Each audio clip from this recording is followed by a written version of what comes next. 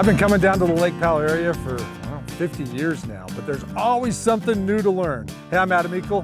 Thanks for tuning in. I'm here with Ray Golden, the general manager here with North Lake Powell, and you're gonna go kind of show me some things that I've never even heard of. We are. We're gonna show you some really cool stuff that, you know, it's general good knowledge, but not stuff that people go out and see all the time, but we're gonna show you some really different things. Okay, I'm excited. Time too. Yeah, 50 years of coming down here. I thought I knew everything. I obviously don't. Let's go. We're gonna go do it by land and by water.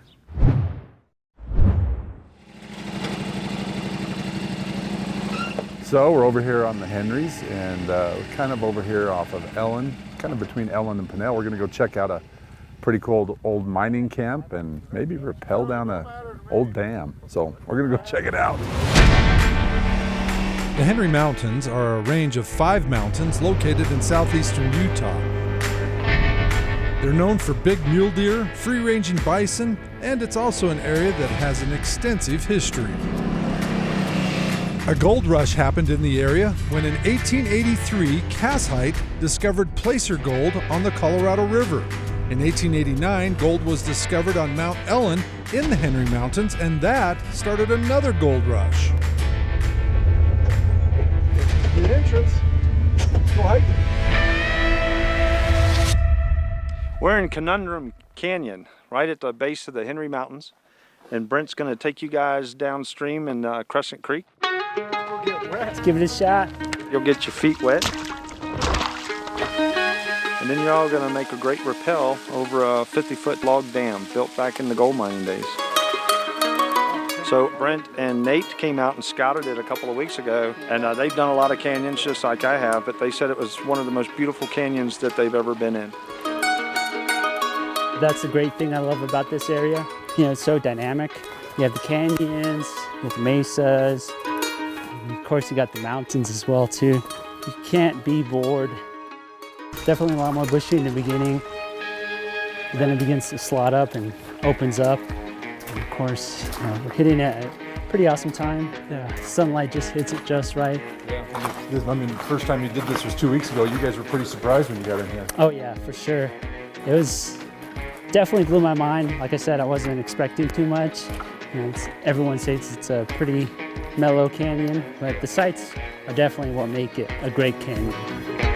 About a mile into the canyon, we came upon some hydraulic mining relics of the early 1900s. Hydraulic mining used pressurized water with a nozzle called a monitor to blast soft underground deposits. Yeah, and here we are at the dam. We made it. In the desert, there's not a lot of water to mine gold, so miners would dam up a creek, like here on Crescent Creek, and use the water for hydraulic mining. Now it makes for a pretty awesome rappel now. Oh, wow. Yeah. Oh, wow. After a little digging, we discovered some old photos of the Ecker family. They hold the mining claim here, even today. They built this dam in the early 1900s so they could hydraulic mine. This is a photo of Edna Cornelius Ecker back in the 1900s, running a monitor with her boys near the site. So we're anchoring to an old tire. Someone left a nice little backup here too, cordelette. Yep. So we're extra safe.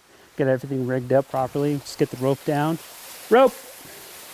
Now, I don't rappel with just All right. anyone. I mean, we just met Brent. But he was trained by a mutual friend named Jared Hillhouse with North Wash Outfitters, who I trust with my life. And they make sure that, you know, you receive proper instruction so that you can go into just about any canyon with, you know, deep-seated competency to make sure that everyone has fun but is also safe. So when you're going down, you're just going to have your hand on there, feed it through, and this is your brake hand. Okay. Well, see you at the bottom. It's a good thing we have company life insurance because we're turning Jared into the guinea pig. He goes first. Off we go. It isn't until you step off that you realize the entire canyon is filled with logs. From the looks of it, we're guessing they had concrete above the logs that held back even more water. It's slippery, but man, is it a very unique rappel. Nice. First step's the hardest. Oh, it's a little slippery. Wow, that is a cool dam. They put a lot of work into this. That is awesome. Of course, my producer stopped me right when I'm getting wet. But look at the old engineering on this dam. This is pretty cool. This was worth the hike in. Nice. You know, you don't have to rappel off the dam to see it. You can enter the bottom of the canyon and walk right up to the dam.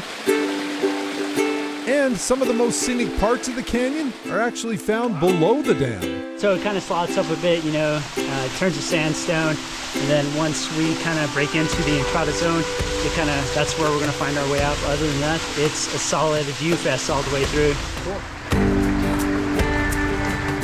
There are a lot more technical and even some more spectacular slot canyons nearby. Leprechaun, Maiden Water, just to name a few. I think Conundrum would go unnoticed if it wasn't for this cool log dam and the colorful history of the area. From the gold mining in the early 1900s to the 50s uranium boom. It's easy to spend quality time on the Henrys. If you just think about the 5 major national parks, you've got Arches National Park is very popular. We have arches here. I can take you to 9 different arches in less than 30 miles away. Canyonlands is spectacular, but if you've never been to Cedar Point, which is the Dirty Devil Canyon, it's spectacular. It looks like a national park, and it probably should be, but there's nobody, you'll never see anybody there. The hoodoos at Bryce Canyon, we've got hoodoos. We have the canyons like they have at Zion, just not as spectacular, but they're pretty darn nice canyons. We have everything here. It's the only difference is you don't have to stand in line. You don't have to worry about crowds. You know, this is like an explorer's paradise here.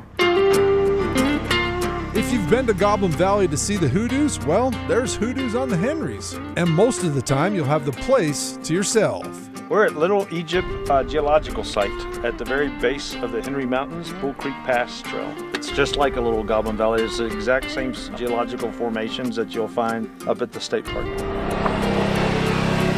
There's some old home sites you can visit. You can drive right by a couple right off Crescent Creek. And higher up on Crescent Creek is where the ghost town of Eagle City used to be. Most of the history now is only found in books. It is safe to say that Eagle City is one of the least known of all Utah mining camps. Few people living in Garfield County have been to its site, perched like an eagle's nest high in the Bromide Basin near the head of Crescent Creek and the remote Henry Mountains. Local legend claims that John Angrove made the first discovery of gold in the Henrys and was murdered for the wealth he found there. Some say his ghost still haunts the mountains, but if it does, it never bothered Jack Sumner and Jack Butler when they located the gold ledge in 1889 that became the Bromide Mine. And there is gold here. The Bromide Mine is still in operation.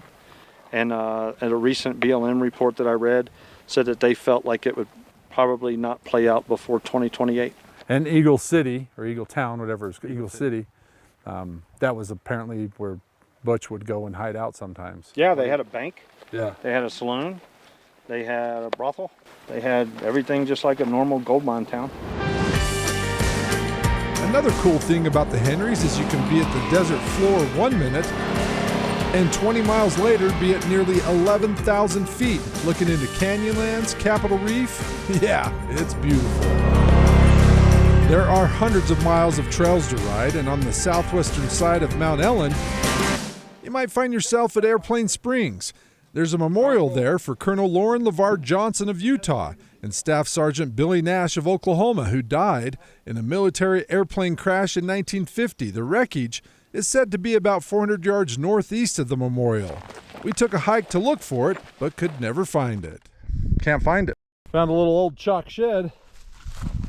Looks like a little 2 or 3 point. Guess I have to keep my eyes out for sheds. I mean, it is the Henrys. Got to be a few sheds still laying around. If people want to come out to some of these rallies you have coming up and the other one in October, what's your website? Where can they get information on that? Real easy. It's www.northlakepowell.com. If you want to drop your boat off, get some work done, store it, spend the night, grab an ATV, come up on the Henrys, or go on Lake Powell, you guys have everything covered. And we'll introduce you to one of our greatest guides in the planet. Brett, that was a lot of fun. I know you're talking about him because that was fun. That was unexpected, Conundrum Canyon, and it was well worth the trip down to southern Utah. I'm Adam Eagle, KSL Outdoors, reminding you out with your family, your friends. Come down to North Lake Powell and make some memories outdoors. We'll see you next weekend. Good night.